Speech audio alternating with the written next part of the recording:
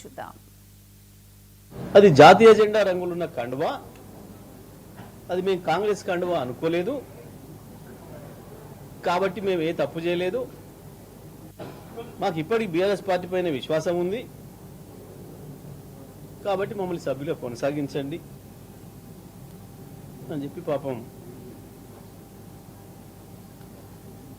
100 ఎలుకలు తిన్న పిల్లి యాత్ర పోయిందన్న పద్ధతుల్లో వారి అమాయకత్వాన్ని నిరూపించుకునే ప్రయత్నం చేశారు. అది చూస్తే కనీసం ప్రజలు నవ్వుకుంటారు, ఆ నియోజకవర్గ ప్రజలు నవ్వుకుంటారు. వాళ్ళని చూసి ఎదురుపడితే కూడా ఎవరికైనా ఎట్లా ఉంటుంది మనం ఈ సమాధానం రాస్తే అన్న ఆలోచన కూడా లేకుండా ఎంతమంది కళ్ళు కప్పుతారు. మీరందరే సాక్షులు. ఆ ఒక్కరోజు కండవగా ఊకోలేదు కదా. ఆ తర్వాత అనేక కాంగ్రెస్ పార్టీ సమావేశాలకు పోయారు. ఓకే, మరి చూద్దాం కొన్ని. ఇగో ఇది పోచారం శ్రీనివాసరెడ్డి గారు ఈ మధ్యన ఒక వారం 10 రోజుల క్రితం ఒక సమావేశంలో మాట్లాడుతున్న ఎమ్మెల్యే పోచారం శ్రీనివాసరెడ్డి, స్థానిక సంస్థల ఎన్నికల్లో కాంగ్రెస్ పార్టీ జెండా ఎగరేద్దాం. ఇది కూడా తప్పేనా? మీడియా తప్ప? మొత్తం ఒక్కరంటే ఎదురు పొరపాడవచ్చు, పొరపాట్లు వినొచ్చు.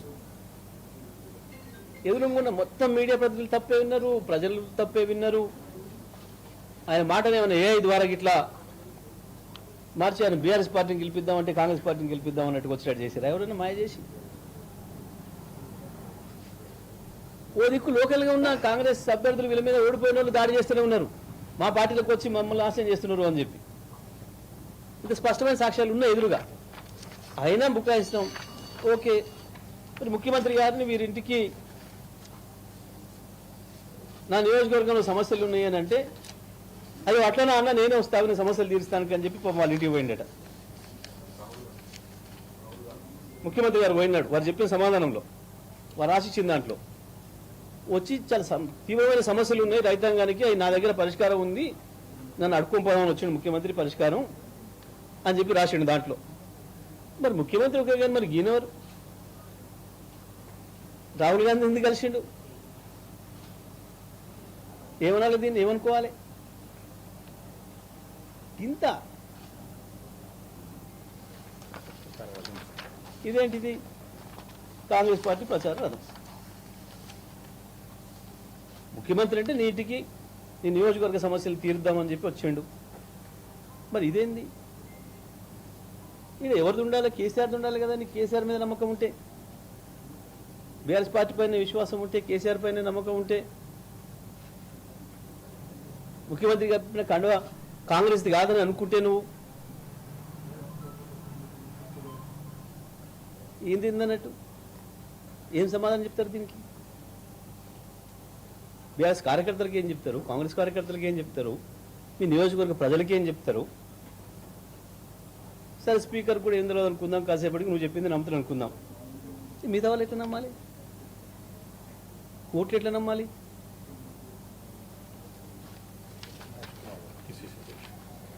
మరి వారిని అంటే అభివృద్ధి కలుస్తుంది, వీరిని ఎందుకు కలుస్తుంది?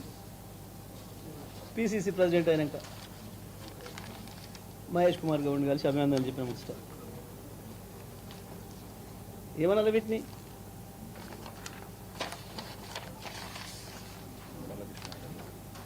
సరే, ఇది కృష్ణమోహన్ రెడ్డిది, డాక్టర్ సంజయ్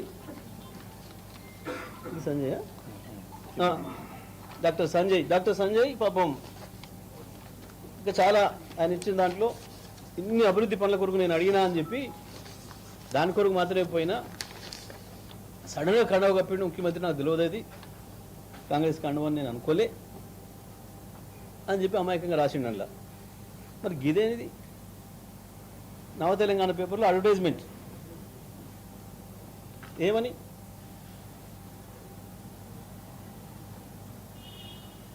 వినాయక చవితి శుభాకాంక్షలు. ఇలా ఎవరి పేరు ఉండాలి? ఎవరి ఫోటో ఉండాలి? కేసీఆర్ది ఉండాలి కదా. బీఆర్ఎస్ పైన విశ్వాసం ఉంటే, కేసీఆర్ పైన విశ్వాసం ఉంటే కేసీఆర్ ఫోటో ఉండాలి కదా గీడ. ఉంటే ఇక్కడ కేటీఆర్దో, హరీష్ రావుదో, ఆ జిల్లా నాయకులు గంగుల కమలాకర్తో వాళ్ళది ఉండాలి కదా. మరి వాళ్ళ ప్లేస్లో ఎవరు ఉన్నాయి? సోనియా గాంధీ, రాహుల్ గాంధీ, ఖర్గే, ప్రియాంక గాంధీ, ఇప్పుడు ఇన్ఛార్జ్ ఆమె పేరేంది, మీనాక్షి, భట్ విక్రమార్క, మహేష్ గౌడ్. ఇదా బీఆర్ఎస్ పార్టీ పైన విశ్వాసం?